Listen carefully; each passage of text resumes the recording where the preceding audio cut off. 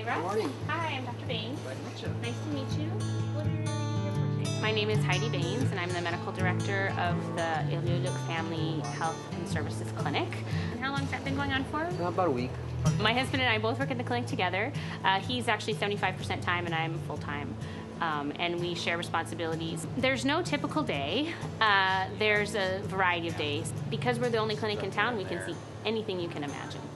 The number of patients we see during the year is very variable, depending on the season, and the fishing season has a huge impact on that. During the fishing season, we'll see 60 to 100 patients a day, depending on what's going on, as walk-ins.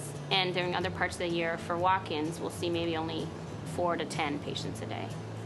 For the fishermen and the people in the fishing industry, the kinds of injuries we see are overuse injuries, or things like I lifted up this 50-pound anchor or 200-pound. I tried to move this 200-pound anchor, and I hurt my back.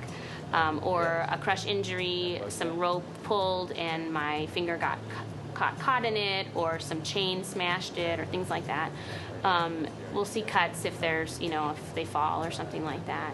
And then we'll see other things like dizziness, lightheadedness, chest pain, lots of infectious related stuff, bronchitis, things like that, because people are immunosuppressed. They're working so much, it's damp, there's people coming from all over that they're getting exposed to, so there's a lot of kind of respiratory illness as well.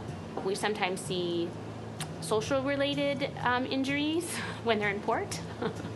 Like I was at the bar and this guy came out of nowhere and hit me in the face, and now I have a black eye or a cut on my head that needs to be sewed up.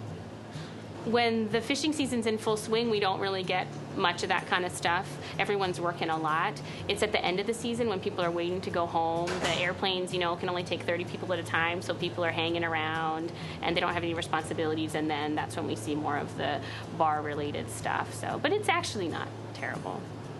I mostly see fishermen who have let something go for longer than they should have, and we have to kind of talk them into taking it easy. I think a lot of times the fishermen will ignore injuries because they're just trying to get their work done, or they don't want to be seen as being wimpy or whatever, or they just don't pay attention. They're out there in the freezing cold dealing with fish and crab pots, and this cut doesn't seem like a big deal, and then by the time they have a chance to take a look at it, maybe it's got an infection, or maybe there's a abscess underneath it or something like that.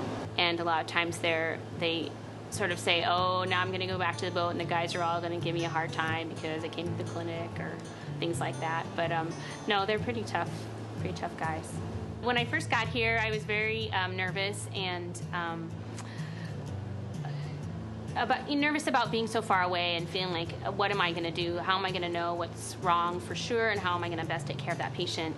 But I realized that I just have to do the best I can. This is all they've got. They don't have another choice when they live out here. And that's one of the things that people have to understand when they're going to move or work out here, is that you are limited. This is not a city. This is not a place where you have lots of specialists and an OR and a CT scan, all those things.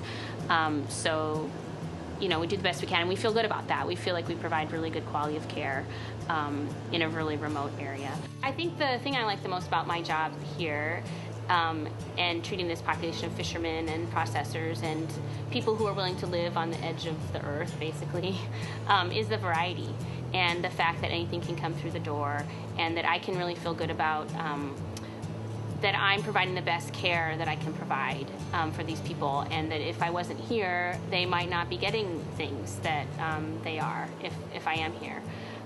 So it's definitely an underserved population, just even geographically, and that's rewarding for me to provide that kind of service.